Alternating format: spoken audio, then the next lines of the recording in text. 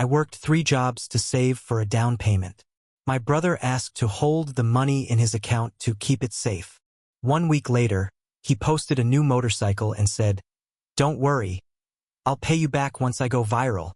I didn't scream. I sent his transactions to every company he applied to. Now he's not just broke, he's blacklisted. I didn't grow up with much. Mom cleaned houses and Dad left when I was 10. I learned early that no one was going to hand me anything. I've been working since I was 15, first as a dishwasher, then a mechanic's assistant. I'm not special. I just work hard. I always have. When I turned 28, I made myself a goal: buy a house before I hit 35. I didn't care if it took everything I had. I was tired of paying rent to landlords who ignored mold and broken heaters. I wanted a place I could call my own. So I worked. I worked. My day job was HVAC full-time. After that, for nights a week, I bartended at this small dive bar near the University of Cincinnati. Friday through Sunday, I picked up any odd job I could. I fixed broken vents, painted sheds, helped old folks clean out garages. I skipped every party, every vacation, every new phone, every Black Friday sale. 5 years of that. 5 years of grinding. I watched friends get married, go on trips, buy new cars. I didn't envy them, I just kept my head down. By last spring, I had saved $41,380. Every dollar tracked. That money was my down payment. I found a house in Silverton I liked. 2 beds. Small backyard. Needed a bit of paint, but the bones were solid. I was ready. Then Corey showed up. Corey's my younger brother by 7 years. Same mom, different dads. Growing up, he was the golden one. He was funny, charming, made friends fast. But he never followed through with anything.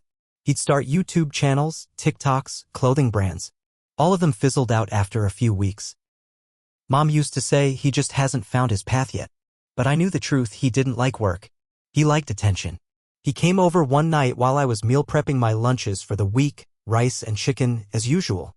He saw me looking at mortgage paperwork and asked how close I was. I told him I was there. I said if the inspection goes through, I can close by July. He looked impressed. Then he got weird. Said something like, "You ever worry about hackers or identity theft?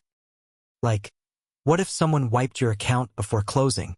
Maybe you should split the money up, hide it in different places." I laughed it off. "It's a savings account, Corey. It's fine." But he kept at it. Next day, he sent me an article about some guy who got scammed by a fake bank login. Then another about wire fraud during house closings. Then he texted, "Honestly, bro, if I were you, I'd move the money for a bit, just until closing. Could even park it in my account." I should have known something was off. He never talks about money and he's never offered to help with anything in his life. But I was tired. The HVAC job was killing me that week. We were doing 2 full AC installs in an old apartment building. I hadn't slept more than 5 hours in days. I just wanted the whole process to be over. So I did something I still can't believe. I transferred all $41,380 to Corey's account. He said he'd split it between 2 of his bank accounts and send me proof. He sent me one screenshot, looked real enough. I went back to work and tried not to think about it. Exactly 7 days later, I opened Instagram on break. First thing I saw was a picture of Corey grinning next to a brand new Yamaha R1, matte black, tags still on. He was wearing a matching helmet and gloves, posing like some kind of influencer. Caption said, "Dreams don't work unless you do. Catch me on the road. Hashtag viral grind, hashtag ride life." I thought I was going to puke. I called him. No answer. I texted, "What did you do with the money?" He replied, "Chill. I'll pay you back once I go viral. I got this." That was it. No apology. No plan. Just, I got this. I showed up at his place that night. His roommate answered and told me Corey was out shooting a ride video with some guy who does drone footage. I waited 3 hours in my truck. He never came back. I didn't scream. I didn't call the cops. I sat there in my truck until midnight, just staring out the windshield. I couldn't feel my hands. I felt like I was floating outside my own body. The next day, I called the bank. They said the transfer was authorized. There was nothing they could do. It wasn't fraud in their eyes. I called a lawyer. He said unless I had a contract, it would be a civil suit and probably not worth the cost. Corey stopped replying to my texts. He started posting more videos of him riding around Cincinnati, talking about the grind, filming merch ideas, announcing a launch of something he never explained. He drained all of it. All $41,380. Just gone. I stayed quiet for a few weeks. I didn't tell Mom. Didn't tell friends. But I watched. I screenshotted every post. I checked his Venmo history. I used Cash App links and PayPal receipts to trace where he sent money. New camera. Drone. Gear. Even paid some girl to help brand him. Then I saw on LinkedIn that he'd updated his job history. Apparently he was now a media consultant and had several years of branding experience. He listed himself as open to work. That's when something in me shifted. I made a burner Gmail. I started gathering everything. I built a PDF with every transaction from the day I sent him the money. Every photo he posted. Every timestamped story, tag location, video shoot. I wrote it all in clear, calm language, no insults, no emotions. Just facts. Then I searched every company I could find that he'd applied to. I found 2 marketing agencies, 1 production house, and even a public relations firm he was trying to get into. I sent each one the PDF along with this note: I'm sending this as a heads up about a candidate applying to your company. The following information details a serious breach of trust and financial abuse involving personal funds totaling over $40,000. Please take a close look before considering this applicant for any role involving client funds or brand representation. A week later, Corey posted a story: job market is trash. Ghosted 3 times this week. Something's off. Yeah, something was off. I wasn't done. A few days after that post, Corey called me out of the blue. I didn't pick up. He texted right after, "Can we talk? I'm in a bad spot." I left it on read. He waited 2 hours, then sent: I know I messed up, but I swear I was gonna pay you back. Things didn't go the way I planned. You don't understand how much pressure I'm under. Pressure? I almost laughed. I hadn't told Mom what happened yet, but I could feel it getting closer to boiling over. Corey must have started to realize something was up because a few days later, Mom called me. Said Corey told her he was being sabotaged and someone was ruining his job chances. I told her the truth. I explained the whole thing. How I'd worked 5 years, how I transferred the money to him, what he did with it, and what I did after. She went quiet, then said, "I didn't know it was that bad." She cried. I didn't. Later that week, Corey showed up at my job. He waited in the parking lot, and when I walked out, he was leaning on his beat-up Honda Civic, arms crossed. "You happy now?" he said. I didn't stop walking. He followed behind me. "I can't get hired anywhere. You think that's a coincidence? You sent them something, didn't you? Don't lie." I turned around and looked him dead in the face. "You spent $41,000 on a fantasy. You didn't just screw me, you pissed on 5 years of my life. And now you want me to feel sorry for you." He didn't say anything, just stood there, lips tight, shaking his head. Then he snapped. "You think you're better than me? Huh? You think working like a dog makes you smarter? You'll never be anything but a cog in the system, man." At least I tried something real. I stepped in close. "You tried something stupid. And now you're paying for it. Go viral on your own time." He backed off. That night, he made a long Facebook post about snakes in the family and how jealousy runs deep. He called me small-minded and said I was the reason people like him can't succeed. No names, but everyone knew who he meant. Our cousin from Dayton commented, "Didn't you take his money though?" Corey deleted the post an hour later. He started selling off gear. The drone, the mic setup, even his motorcycle, which he let go for way less than it was worth.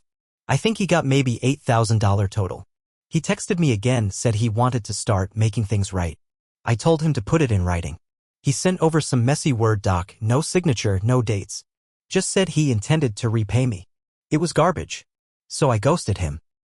Around that time, I found out through a friend in HR that one of the companies he applied to not only rejected him, but flagged his name in their internal system. "He's on a do not contact list now," she told me. "You weren't the first red flag they got, but yours was the most detailed. It was working. Slowly, quietly, but it was working." Then the twist I didn't expect hit. A month later, Corey got desperate. It started with a weird email. Not from Corey. From a woman named Leah, claiming to be a freelance journalist based out of Columbus. She said she was researching the effects of online blacklisting and wanted to talk to me about my brother. She had my burner email. At first, I ignored it. I figured it was spam or some clickbait scam. But she emailed again 2 days later, this time mentioning details no one should have known unless they'd read the report I sent to those companies. She said she'd spoken to Corey. Now she wanted my side of the story. I felt sick. I didn't know what he told her, but I knew Corey. He could twist anything if it made him look like the victim. I emailed back one sentence: I never agreed to go public. If this story runs, you'll hear from my lawyer. She replied, no plans to publish anything without full consent. Just trying to understand both sides. I didn't answer again. But now the seed was planted. Corey wasn't just desperate. He was trying to rebrand. Turn this whole thing into content. Into a redemption arc. Sure enough, a week later, he uploaded a video on YouTube. Title: I lost everything to my brother, my side of the story. He filmed it in his cousin's basement, with dramatic lighting and sad piano music in the background. He called me M. Never said my name, but he didn't have to. Everyone who knew us would figure it out. He claimed I entrapped him into holding the money and then ruined his future out of spite. He said he always meant to pay me back, but I went nuclear and destroyed his reputation before he could fix things. He even called it financial abuse. I watched the whole thing once. Just once. He had comments turned off. Probably for a reason. I didn't respond. Not online, not to him, not to anyone. But it got worse. 2 weeks later, I got a text from an unknown number. No name.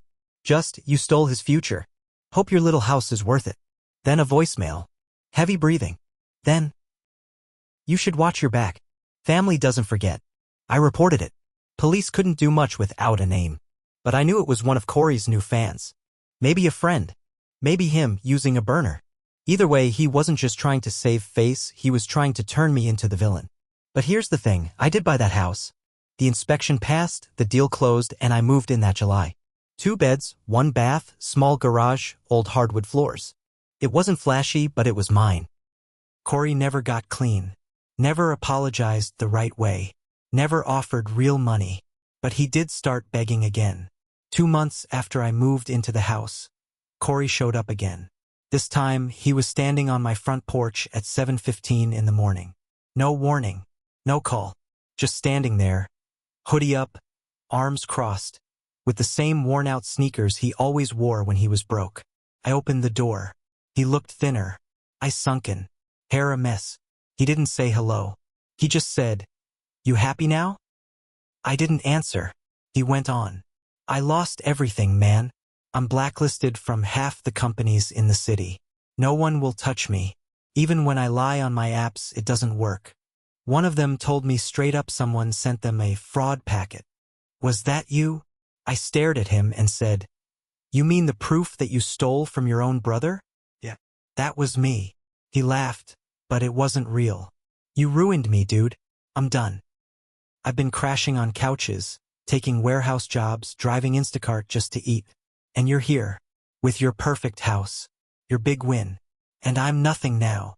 "You made yourself nothing," I said. Then he tried to flip it. "You always hated me, ever since we were kids.